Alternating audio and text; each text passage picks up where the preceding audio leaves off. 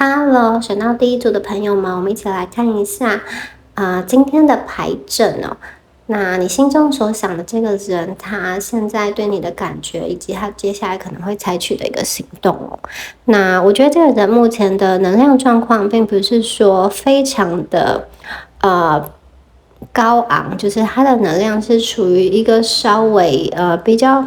低频的状况，但并不是说全部都低频哦，是说他在感情这一方面感觉的能量是比较低的。那感觉像你们彼此之间的联络并没有很热络，有的人甚至可能已经是断了联系，应该是看起来是有距离的。这个距离除了实体的距离之外，我觉得更指的是一个心理上的一个距离哦。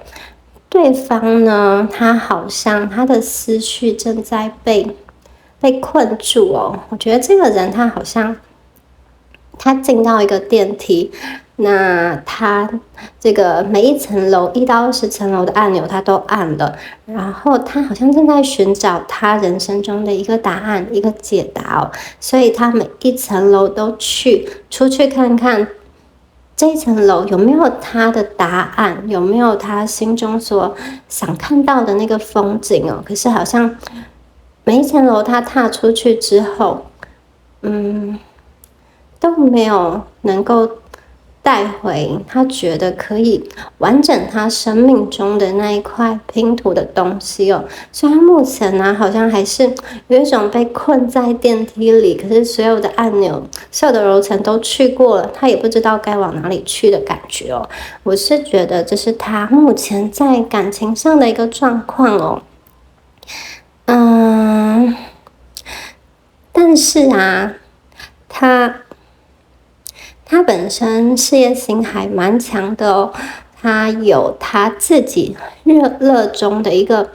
事业，或者是说兴趣啦，有可能是他沉迷的一个东西。那当他为了要转移感情这个比较低迷的一个状况，他其实就会投注很多的时间心力在他热衷的这个兴趣上，或者是说他的工作上，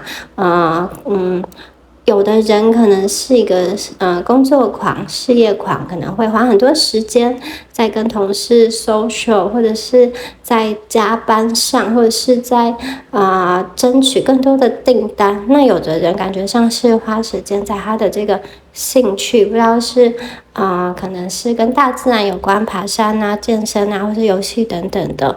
看起来他在从事这件事情的时候是蛮快乐的哦。那这个快乐是可以转移他感情上比较低迷的能量哦。而且这个人呢，他在这个金钱物质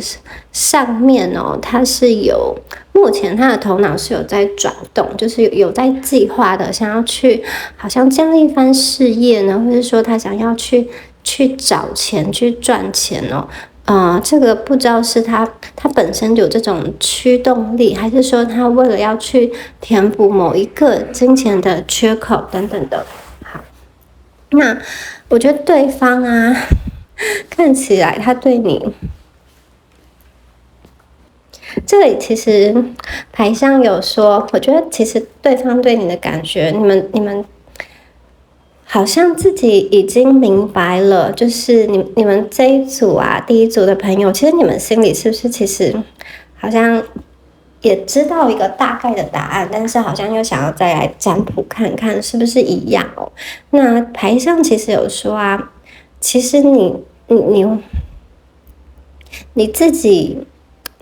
在你的内心深处你是知道答案的，然后你可以去看看你的内心为什么会对这段感情，或者是说对他啦，有这样子的一个感觉哦。那从牌面上看起来，我觉得，你们的关系啊，有点像是因为一些误解以及外在环境的大环境的一个不友善哦，造成的一个关系慢慢消亡的感觉。那看起来你们曾经有过一段美好的时光，但在这一段时光中，你们两个彼此的感情是有一定程度的发展哦。但是后来两个人因为有一些可能是歧义吧，或者是说意见上的分歧，重点是说，我觉得你们当时认识的那个时空环境啊。有一些不友善于你们的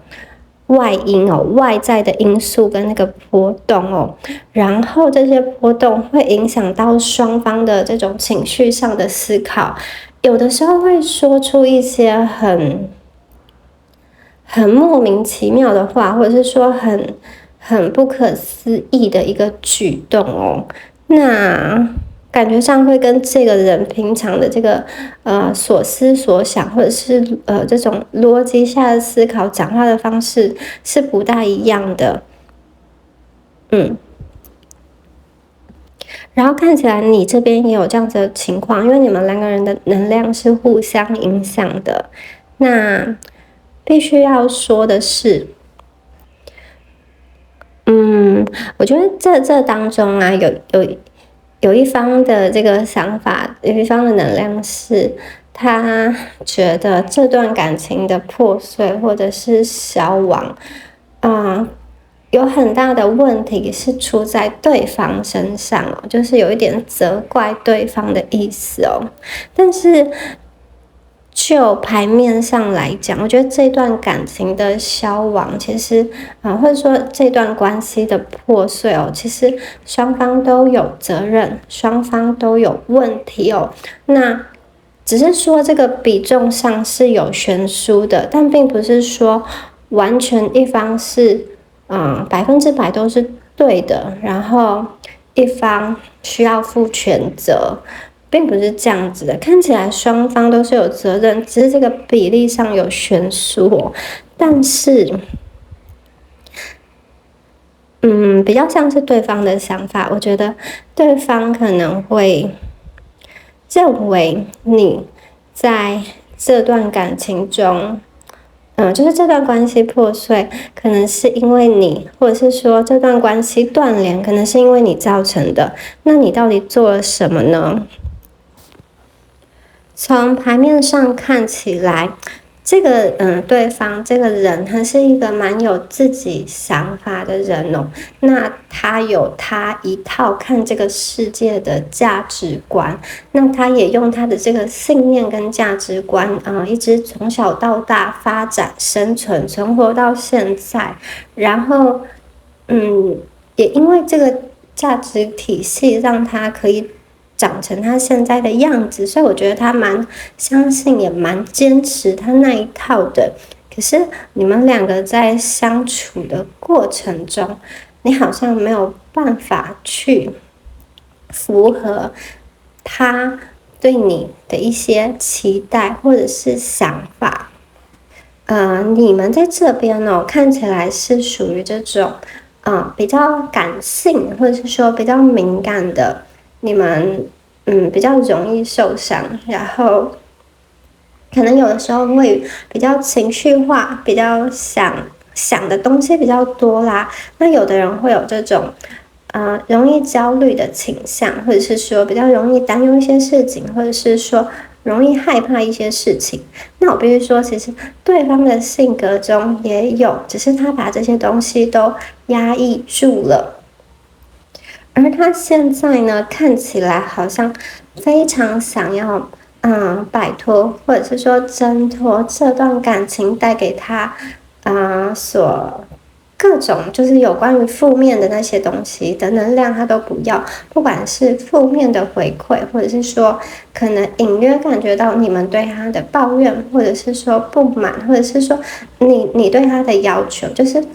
这个不满包含了你希望得到他的爱，可是却没有，这中间有一种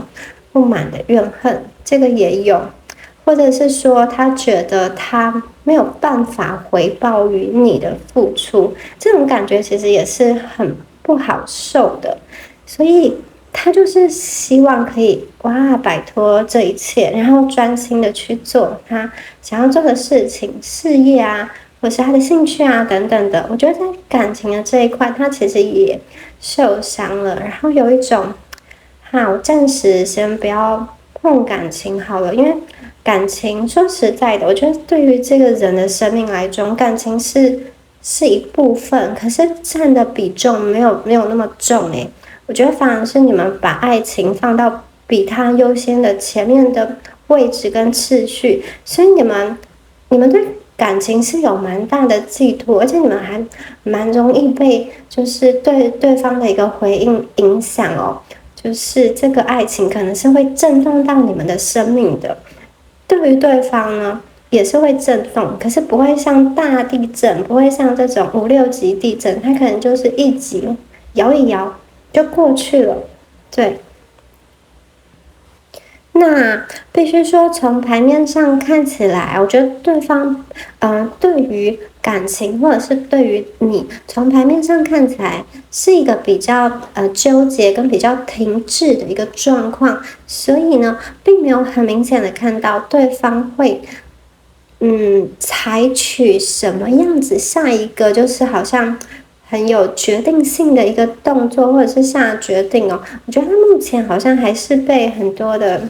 毛线啊，被毛球困住的感觉，思绪在感情层面是这个样子。而且在他的性格里，好像有一种就是我目前处理不了的东西，我就先逃过，就是怎么说，我就先绕过去，我就换一条路走走看，我就避开。那在这个避开之前呢，我觉得或者是说你们也可能有过这种硬碰硬，或者是说硬碰软，就是你们曾经有过这种冲突、摩擦或者是磨合哦，但是好像有点辛苦，有点累，但是我觉得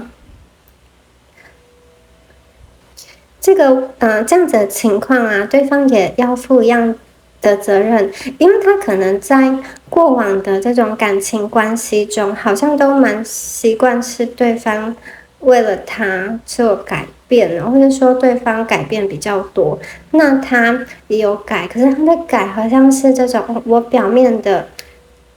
表面上去做一些改变，而不是发自内心的、真心的想要去让对方舒服，而是他今天外在行为的改变，让你觉得他好体贴、好温柔，或者是说好贤惠等等的。但这个目的呢，主要是为了建立他个人的一个形象哦。我觉得看起来比较不是像说为了让对方舒服跟开心。必须要说的是，这个人他在感情上是稍微有一点比较自私的倾向，有一点，但是不能说他是没有爱的。我觉得他也曾经对你们有用心付出过，你们应该也有感觉得到。然后我觉得他很像是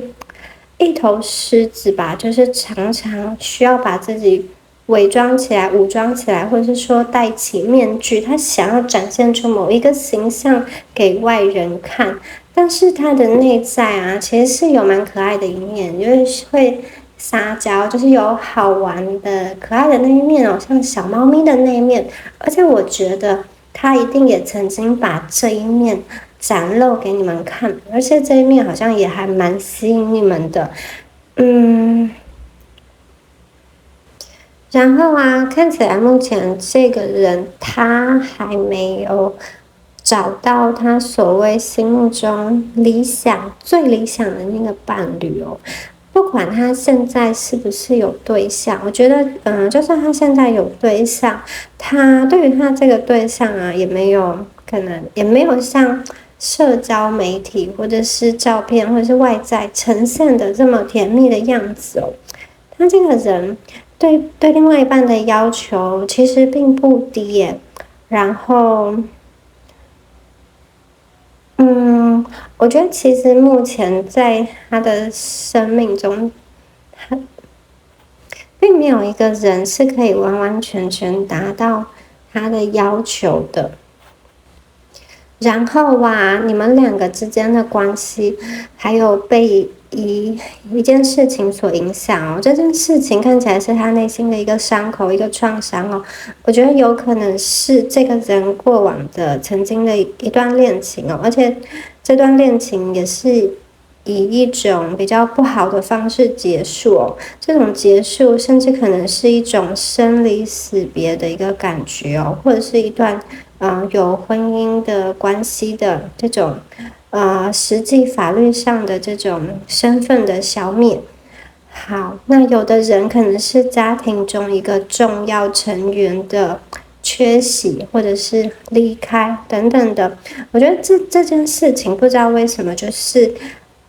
不时的会影响到你们的感情，应该说先是影响到他的思绪，再影响到你们的一个感情哦。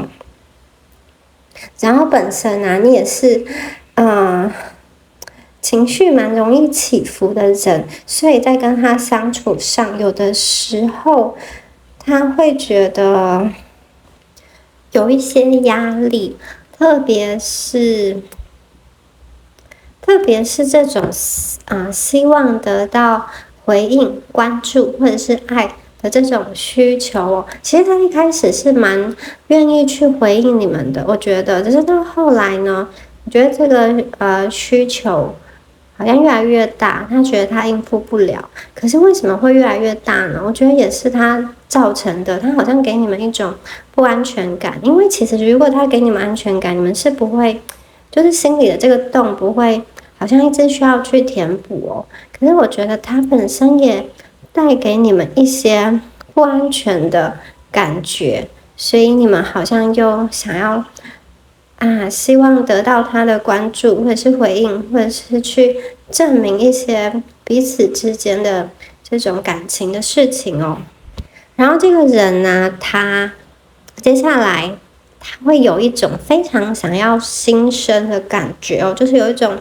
他很想要摆脱这个旧有的这种不开心的不好的事物，在感情上他解决不了的一一团毛球、一团毛线哦，他可能就把它放一边了，他会拿出另外一条毛线来，就是开始织他一个新的作品。因为我觉得他好像觉得旧的这个毛线我打结了，我完成不了一个可能美丽的作品。好吧，那我真的尽力了，可是我也完成不了，我放下它，我想要去看能不能就是做出一个新的美丽的作品。那我会觉得这个并不是说他们对你们没有感情，而是他不知道要怎么去解决这件事情，解决你们彼此之间的差异或者是冲突，或者是说有的人应该是一个距离的问题哦，去克服，他不知道怎么样子去克服，而且他这个怎么说呢？就是我觉得站在你们的立场啊，可能会觉得，目前遇到的问题就是有心努力就可以解决的，我们可以去找很多的资源来帮助我们的，或是我们可以一起克服。可是我觉得对方就是目前重心没有那么大在感情上，你要他花那么多心力，那他其实是很不愿意的，因为他想要把他更多的时间啊、资源啊，或者是金钱啊，都花在他的事业打拼啊，或者是去闯啊，或是在他的这个兴趣他喜欢做的事上。那我觉得他会觉得，同时在感情投报率好像有点低，他目前就是不想要花这么多心力在这边哦。那我会觉得这个人，如果你们对他还是有感觉的话，还是希望可以跟他保持一个联系的话，或者是说还是希望双方未来可能有发展的话呢，你们可能可以给他一段时间哦，暂时不要去太过的密切的联系他，或者是紧迫盯人啊等等的，要他给你一些答案哦。那我觉得比较好的方式是你们也心生哦，就是有一种改头换面的感觉哦。当他看到你的时候，是一个新的你，崭新的你，好像跟他旧有的印象截然不同的你们哦。这个会让他眼睛为之一亮，因为他一直在追寻这种新生，因为旧有的那个感情状况对他来说是一团死结。可是今天你既然有办法把这个结解开，而且你们不只有能力解开你们感情中的这一团结，你们也有能力解开你自己身上的这个打结，以及好像也可以帮助对方慢慢的松开他困住他的那些毛线，捆绑的他的那些思绪，他会非常的佩服你们，他会好像有一种眼睛为之一亮哦。对他来说这样子的相处对他来说其实比较不会有那么的有压力，因为刚刚有说过嘛，这个人他其实不大喜欢去处理很复杂的一个感情问题哦，然后也不大喜欢去面对没有办法面对的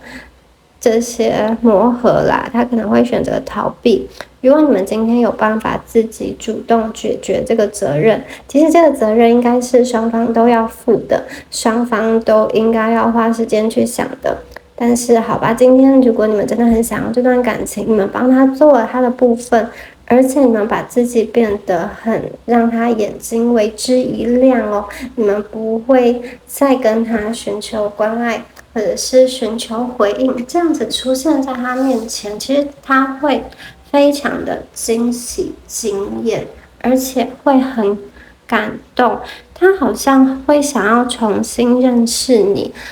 重新再去思考他之前做的那个决定到底是不是正确的，他到底有没有真正的了解你呢？好，这是如果你们想要就是继续维持这段感情的可以采取的一个做法。那如果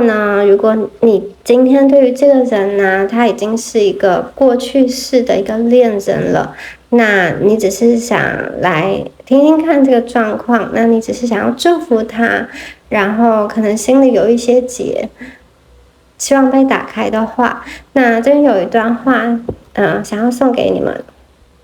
其实你的生命中啊，总会遇到许许多多的人，有的人陪你走过一段路，那他就下车了，是因为你有更适合你的人，更属于你的人在等着你。如果你心中啊一直被这个人占据了空间，当适合你的人出现的时候，你也没有这个眼睛去看到他，或者说你也没有心里也没有空间去容纳他，所以请你们就是释放掉一些执着，释放掉一些情绪，把这个干净的空间留下来给新的人，还有新的机会进入到你们的生命中。好，以上啊就是有关第一组你们今天的解牌啦，希望今天的解牌对你们有帮助哦。那如果有任何问题，都欢迎在下方留言，我们下次见，拜拜。Hello， 选到第二组的朋友，大家好，我们一起来看一下你心中所想这个人哦，他现在对你的感觉以及下一步的行动哦。好，首先呢，我们来看一下，我觉得这个人啊，想到你的时候是有蛮多美好的画面出现哦。我觉得你们俩过去呢，曾经可能有一些不算短的感情基础然后在这个画面中啊，你们曾经去过很多不同的地方旅行，那这个跨越了不同的纬度，可能在平面海边，或者是在高山哦，也有春夏秋冬四季不同的时区的感觉哦。那有的人呢，我觉得他可能是在心里有计划、有规划，想要与你共度，一起去旅行，一起去世界各地游玩的这种想法跟意念哦。好，那这个人，我觉得他对你们是充满的善意的，但是感觉上他目前有一些退缩。本质上你呢是非常吸引他的，你在他心中有一个特别重要的位置哦。可是他好像似乎在你跟他相处的过程中，他隐约觉得有一些地方哦，你们两个是不管再怎么磨合，好像都没有办法跨过的一个坎，就是有一些点是没有办法去解决的问题，那他会觉得说你好像有更适合他的人哦，因为以他目前的这个能力跟情况哦，他觉得他可能没有办法与你相匹配吧。这并不是说他是一个很差的人，其实我觉得他并不差哦，只是说他在你的面前哦，我觉得他会想要表现得更加好，更加优秀，因此他总觉得你身边会有出现比他更适合你的人，也许是比他更有耐心、更会包容，或者是更懂得你在想什么这样子的人。然后我觉得这个人他来到这个宇宙，他有一个很重要的一个课题哦，就是学会爱人与被爱，然后他正在经历这样子的一个课题哦。我觉得他刚刚从某一个灵魂的暗夜中走出，他已经在迎向微光，他已经在面向晨曦了。好。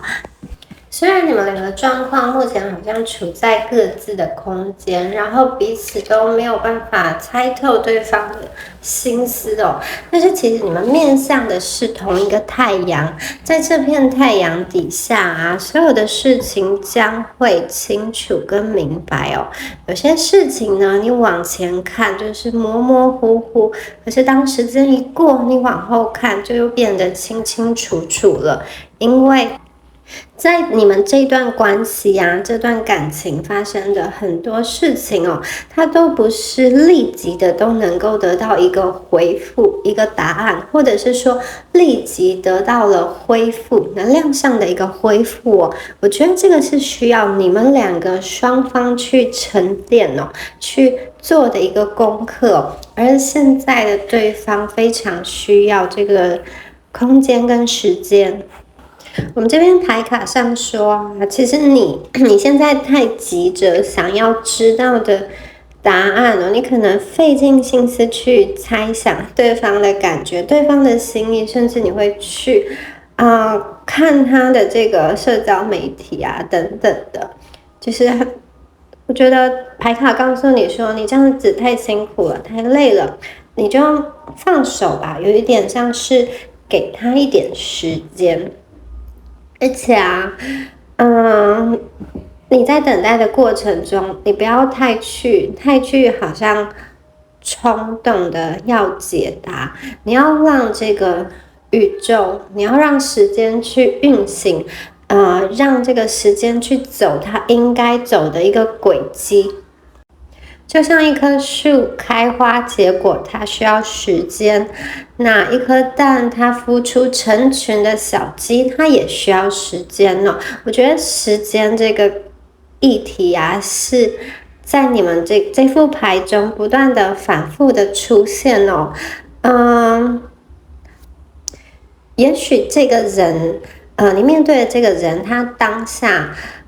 对你说了一些你认为是很受伤的事，或者是一些很不好的事，或者是你觉得他的行为跟举动伤害了你，跟欺骗了你。可是我想说啊，从牌面上看起来哦，这个人他有他的一个苦衷，我觉得他对你基本上是蛮善意的，他会觉得说他下了这个决定哦，在他的立场看来是对你跟他都是好的哦，他并不是为了要伤害你而去做这样子的事情。我觉得你们目前的这个情况啊，是他在他的心中所能够想到，就是面对这段关系最好的一个方式或者是距离吧。然后我这边还看到对方他其实一直都用他的方式默默的在看着你，或者说默默的在关注你哦。这个方式并不是说他一定要在你的生活中出现，或者是说他一定要很跟你实际的见面，或者是实际的跟你有说上话。我觉得他会用一个比较巧妙的方式，就是用他自己的方式，好像会去得到你的一个讯息，或者是你的一个状况哦。然后他其实就是希望你的状况是好的，他其实蛮希望你可以过得好。我觉得对于你啊，他并没有一个非常强求，或者说很占有欲的一个感觉。因为他觉得你跟他在一起似乎不是最理想、最完美的那个状况哦，也许你们会有一些不开心，会有一些争执哦。他总觉得好像还有其他人更适合你，会给你带来更大的开心跟快乐，还有幸福哦。那基于他自己这样子的一个想法，这样子的一个推测，所以我觉得他有一种默默的在远方祝福你们的感觉哦，或者是说默默的在远方关怀你们的感觉哦。那我们这边有看到一个这个贝壳哦，然后贝壳啊，它这个贝壳是盛满水的一个贝壳，然后水反映了天上的月亮，一枚满月哦，满月在这个贝壳的水中哦，好像一个珍珠哦。但是这个珍珠它其实是水中的幻影，然后当他想用手拿起来的时候，就发现其实水都从指缝中流去了，他没有办法实际的捧起这颗珍珠哦。我觉得你对他来说啊，有点像是一个虚无缥缈的梦，其实你们在他的梦中是很美的。而且你对他来说有这种神秘优雅的气质哦，他曾经想要亲近过你，你们应该有感觉出来，或者是对方是有示好的，然后有曾经跟你们有过很好的一段时光，但是他后来好像选择了淡出这一段关系，是因为我觉得他自认为他承受不起这么美好的你们。另外啊，我在这组牌中有看到有一些人，我觉得你们的关系是处于一个三角关系，有其他人的，或者是说你有其他的追求者，或者是说他有其他的追求者，就是你们的关系中有其他人出现哦，然后好像彼此之间在追逐的感觉，然后这个追逐啊，会让三方都觉得很痛苦。然后你看这个人在相处的过程中啊，曾经可能发生过一次很剧烈的争执，然后这个争执是有踩到双方的一个痛点、一个痛处的，或者是说呢，你们两个在磨合的过程中，就是这个点怎么样都跨不过去，好像常常会因为这个两个人不欢而散，两个人都没有办法取得一个共识哦。所以目前对方选择好像有一种休息的感觉哦，就是因为这个问题再谈论下去，好像就是又要征战，因为有一点两个人都不是会退让的感觉，因为这个就是有点像是价值观的一个底线吧，两个人都不愿意去退让，都要去守住嘛，所以他最后选择了休息休战。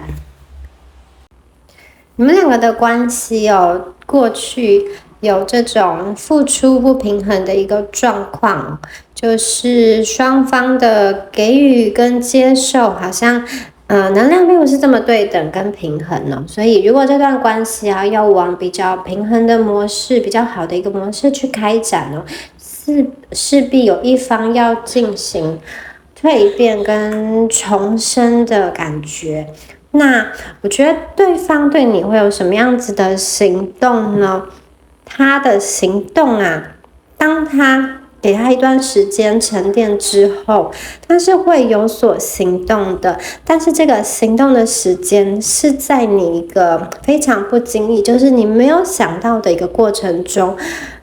我觉得他会来找你跟接近你，但是那个时候你可能已经展开了你的新的世界，或者是说你已经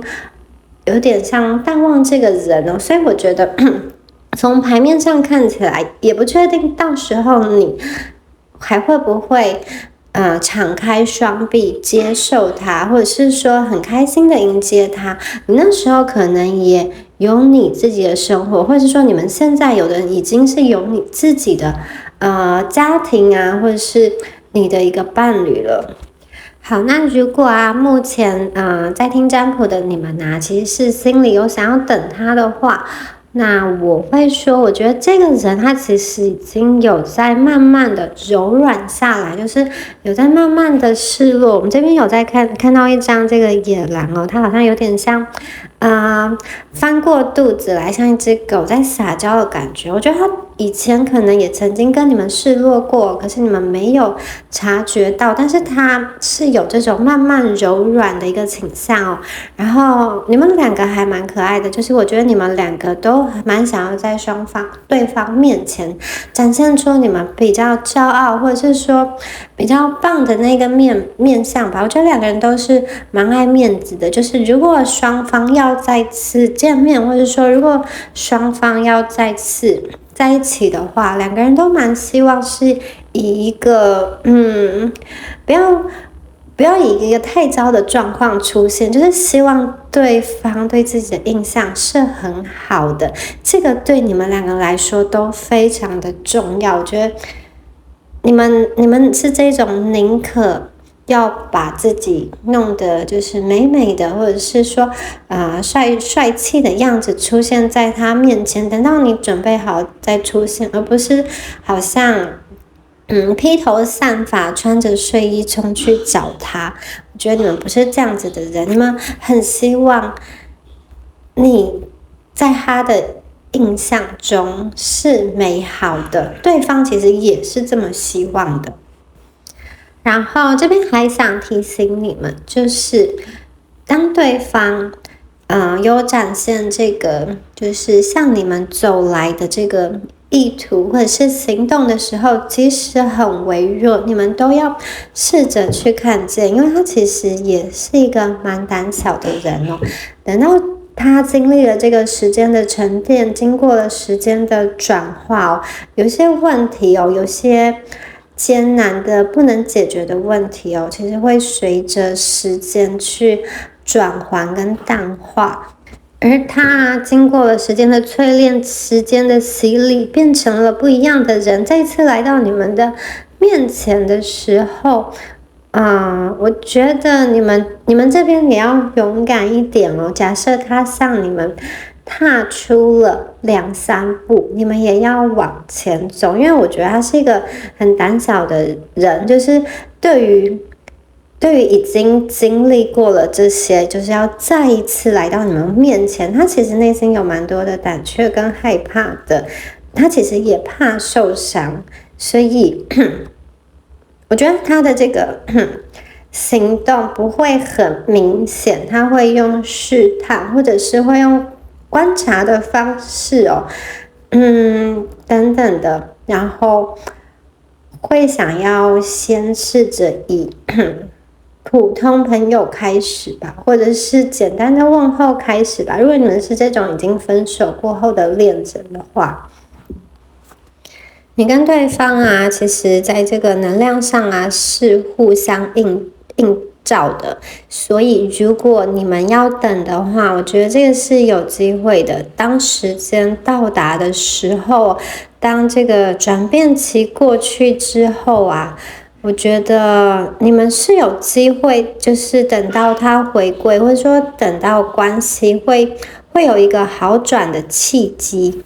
这个人呢，他其实目前也在处理他的，就是内在蛮多的矛盾啊，还有蛮多的自己的一个课题。然后，如果你们过去啊是有这种远距离的情况，我觉得这种猜心的状况让他长期很疲惫，就是猜你的心思啦。我觉得你们心思转变蛮快速的。那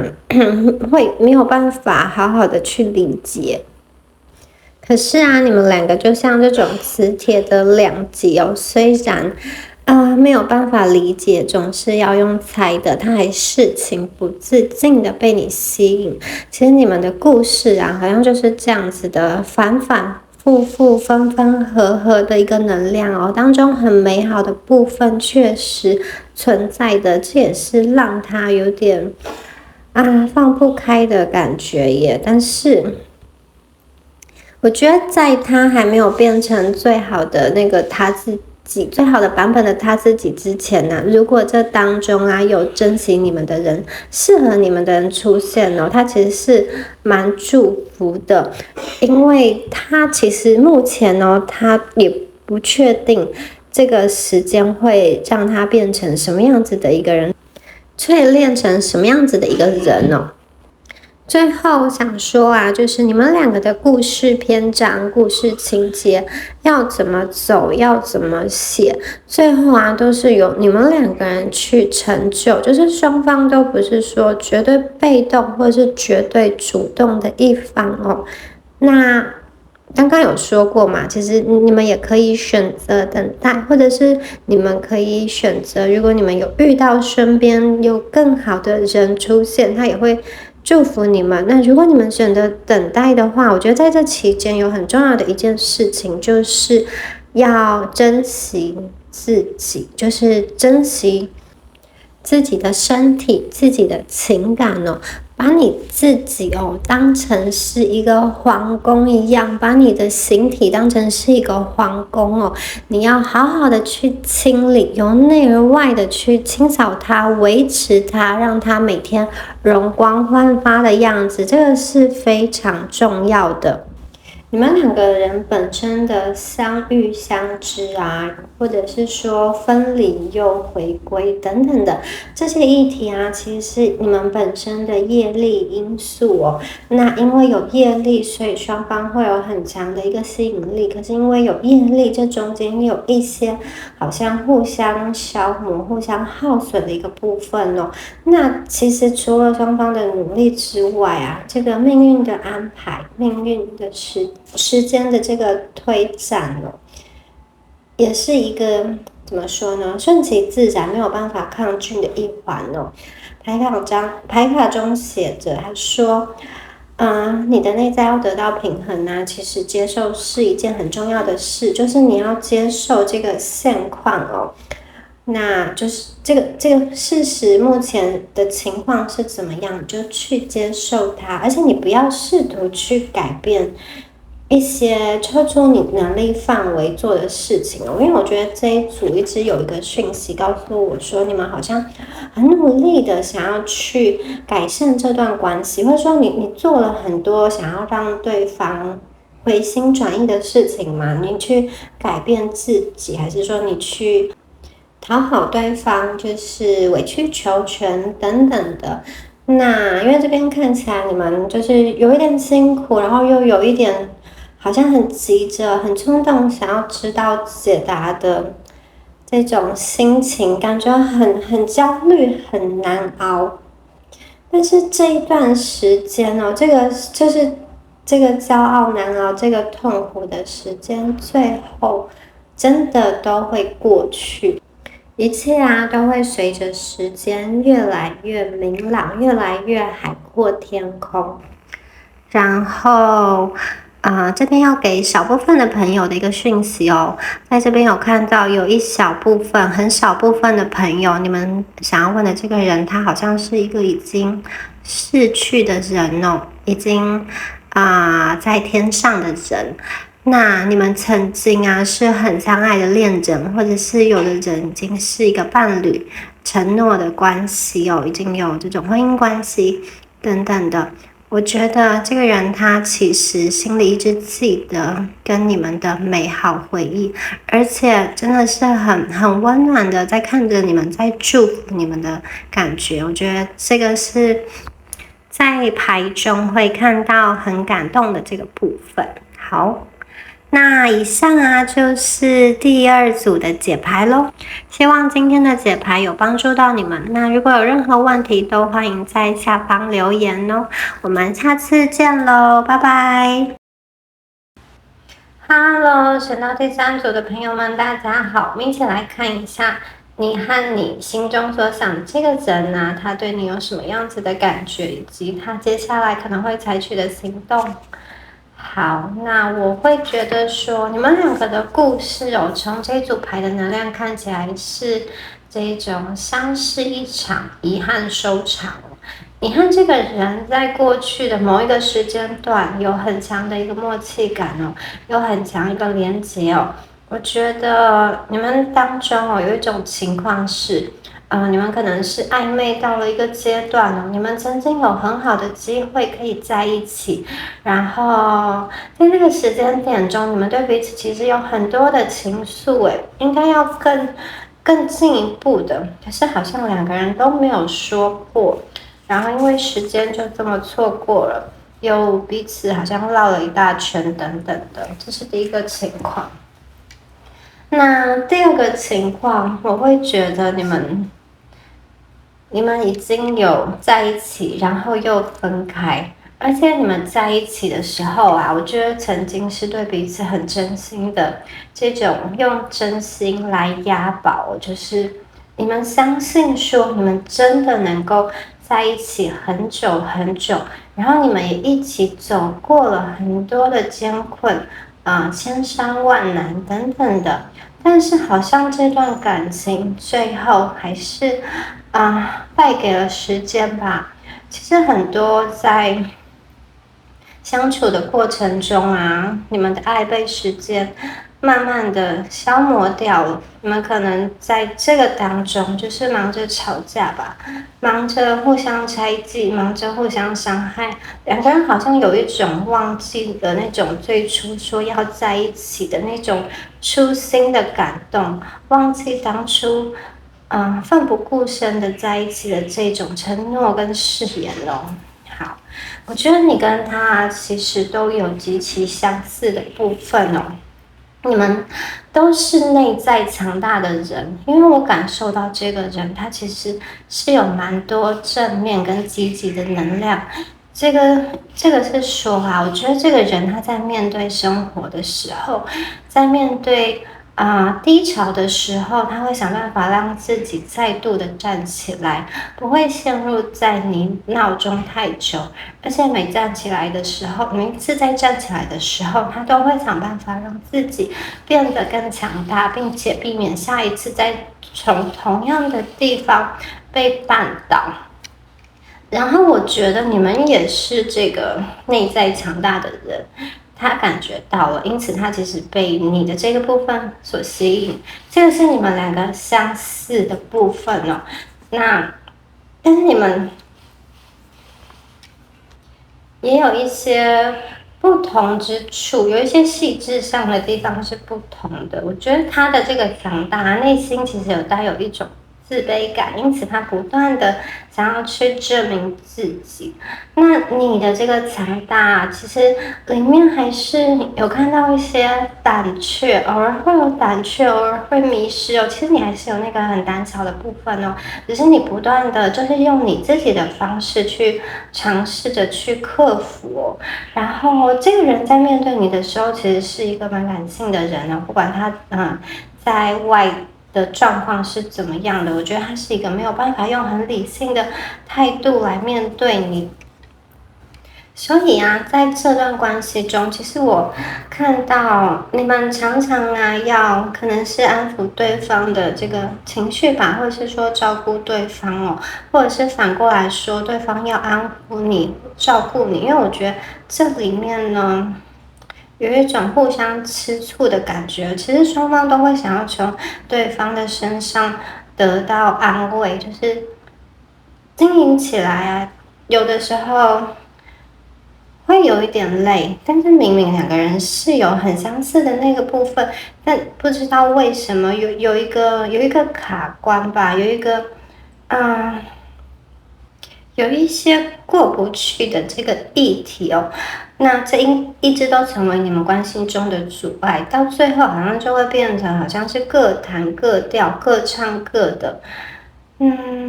然后这个人他目前的一个状况啊，其实我觉得他是默默的在关注着你的。我觉得你们应该是彼此都有彼此自己的，都是彼此的联系管道，其实算是畅通的。就是如果你要联系得到他，应该是有方式的。就是如果对方要找到你，应该也是有方式的，只是双方不一定真的会去联络，真的会去执行哦。但是我觉得他对你哦，其实是蛮多美好的这种想法的。你们在一起的时候，应该有蛮多很浪漫、很温暖、很开心的那个部分哦。甚至彼此会把自己比较小孩子的那一面表现在对方表现在对方面前哦。特别是你们，我觉得你们会喜欢用一种很真诚，甚至到赤裸裸的方式哦，就是去把你的心交出来，去对待对方。那你这种方式，有的时候会把他的一个面具，他的一个伪装啊，好像就把它用剑这个戳破击碎一样，所以你也会看到他比较真实的那个一面。可是我觉得他可能并不习惯这么赤裸的呈现在你的面前，好像被你一眼看穿的感觉哦，他会觉得非常的不自在，所以有的时候好像想要躲的感觉。但是呢，虽然如此，我觉得他会感到认识你其实是一个非常幸运的一件事情哦。这边有看到这个幸运星满天的星斗哦，他其实会觉得他人生中何其有幸可以遇到你哦，你对他对你的印象是非常的美好的。我觉得他觉得你们是一个很温柔的人，就是看待任何事情都是很温柔，而且很坚定的，就是你们的不是那种气焰很高涨的人哦。他在你的身边会感到很疗愈吧。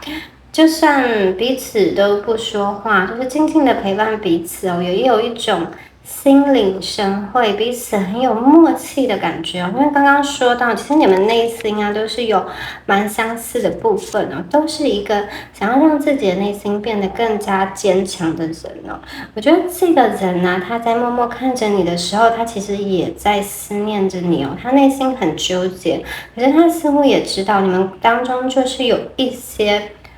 坎吧，所以有的人当初就这么错过了，那有的人是这种在一起，但是又跨不过那个坎，怎么调整，好像都会有一些硬性的冲突所以这些东西让他很纠结，他的思念也很痛苦。也许你现在会觉得对方感觉上有点冷淡，有点猜不透，但是我觉得这个是他保护自己的一个方式，也是他保护你的一个方式哦。因为他有一种好像默默的注视，并且将过往的回忆都珍藏的感觉，因为他一直觉得有一些无法跨越的问题啦，或者是说他对生命的理解跟明白是如此哦。尤其是这个人越来越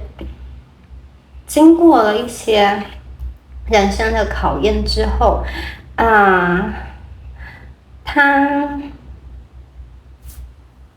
随着他的这个年龄的增长以及历练的增长，我觉得他看起来是这种越来越能够接受人间的这种悲欢离合，人间的一个离散了。其实他内心对于这段感情对你是没有埋怨的，他不会怪你说如果你们是主动放弃的话，他不会怪你说为什么放弃，为什么舍下这段感情哦。可是他会觉得有点遗憾，有一个带着遗憾的祝福。那我觉得你们当中，你们两个感情中除了爱情、男女之情的之外，还有这种友情的情愫，所以这段关系并不是说当这种男女之情结束之后就没有了，因为你们当中有友情的情愫存在，所以这个连结会持续下去哦，而且会持续的很深哦。那我觉得这个友情的连结也是如果你们关系之后有突破转捩点的一个重要的可能性哦。如果你们当中有人有在期待这件事的话，这边看到我觉得如果你们当中是有人在想着对方要不要回来的话，会想说，其实这一排有告诉你哦，他觉得牌上说，其实你们的这个关于这个人，如果你有一些想法的话，其实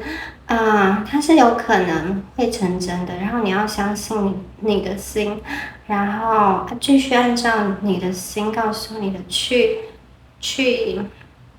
去走吧。如果你们当中是有人有强烈的感受到他还会回来的话，请相信你们的心哦。那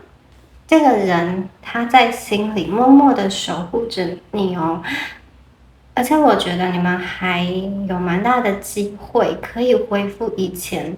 这种相处非常融洽的一个时光哦。这个关系有点像是已经升华了，从原本的那个男女之情，更甚至升华成一个内心深层次的一个交流。我就是刚刚说的，友情这个基础会让你们的关系连接既深且远，而且这个前提是你们双方都要过好彼此的生活，让自己变得更好。然后还有要注意一点的是，我觉得这个人他是一个不大会去在外面乱来的人，所以我觉得当初你们的关系中比较不存在欺骗哦。不知道你对他会不会有这样子的误解？你们当中是看起来是有三角关系的议题，可是三角关系中那个另外一角，我觉得并不是人，就是并不是有一个真实的人介入你们当中，就是因为我看到你们。有一些人，你们当初在吵架的时候，可能是有一些吃醋，然后有一些猜忌哦。你们可能会很在意有外力介入的因素哦。但我会说，这个外力啊，很多时候是被想象出来的，或者是说是别人对他动心，他没有动心。然后有人的这个三角关系中的另外一角啊，我看到的其实是比较像是家人的因素，或者是事业的因素、金钱的因素。这个人对钱币的这个追求是有他的理想的。好，他其实也蛮容易在物质生活中，还有现实生活中显化出他所想要的一个东西。好，那。这边牌卡还有说，我觉得，在这段关系中啊，其实没有所谓的谁对谁错，甚至根本就没有做对跟做错。其实每一个你做的选择啊，都是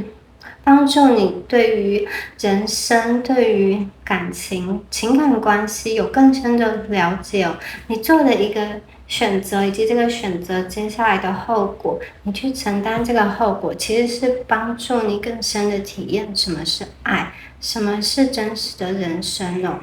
你们如果呢想要等待这个人，我会说这个是一个比较辛苦跟漫长的过程，而且透过了这个过程啊，我觉得你们会有更好的蜕变。但是你们要记得，就是你们要好好的过好自己，并且要好好的主宰你们自己的快乐。因为我要说，接下来这个人他要采取的行动，这个人他当然对你啊有很多的情绪，而且是没有办法用言语告诉你的这个情绪哦。他常常会看着你们过往的一些照片吧，一些讯息吧，然后会在夜晚的时候想起你。但是呢，我会觉得他想要走近你，但是又害怕伤害你，而且他也害怕对他身边的人造成伤害。因为我感觉到这个人，有些人你们面对这个人，他身边可能已经有一段感情了，或者是有一段正在正式发展中的这个关系哦。然后他也会觉得，如果你对他还有情愫的时候，会不会你怀念的其实是一个过去的情感，而不是他？所以我觉得对方呢，他是有可能来找你们的，但是这个来找呢，比较像是基于这个友情成分的连接哦，因为他会把他对你的情感埋在一个很深的地方。如果你们有这个缘分，在同一个场合，或者是说同一个网络时空碰到的话，我觉得他是会问候你的那一种。但是如果你身边他确定知道你是有伴侣的，他看起来是不会主动去接近你们，甚至是打扰你们的。他会想要跟你们保持一个不近不远的距离，因为太近了的话，其实他会步步沦陷；太远的话，他又会想念你。我会觉得，他对于他来说啦，保持一个这种不深不浅的缘分，不近不远的距离，他会觉得这个是你们最好的一个结局哦。因为如果太近了、太深了，最后分开可能就完全断联了。那如果太远了、太虚无缥缈了，好像又在人生中完全就没有办法再看见这个人，再得知这个人的消息，他也会觉得非常的纠结，非常的痛苦。我觉得他会持续的祝福你哦，而且是这种祝福你的人生平安健康，可以快快乐乐的过。他会希望你们不管做什么事情都是开心的，而且都是你们自己想要的。想要的美好，不管你们的选择的伴侣，或者是正在从事的事情，我觉得他都是保持着一个很正向的态度在面对你们，在祝福你们。如果你们有用心感受的话，去感受到你的心的话，我会觉得你其实能够感觉得到对方对你们的一个带着遗憾的祝福吧。这个带着遗憾的祝福中间呢，其实是经过了很多的内心的蜿蜒曲折，弯弯曲曲的路，最后呢才能够淬炼磨练成了一个祝福哦。所以它其实也不容易，不简单。也希望你这边能够体会到它的一些难处啊。有一种害怕幸福太美之后，反而会乐极生悲的感觉。好，以上呢就是有关于第三组的解牌咯。那我今天换了一个解牌的方式，希望这个方式有帮助到你们哦。那如果有任何问题呢，都欢迎在下方留言。我们下次见，拜拜。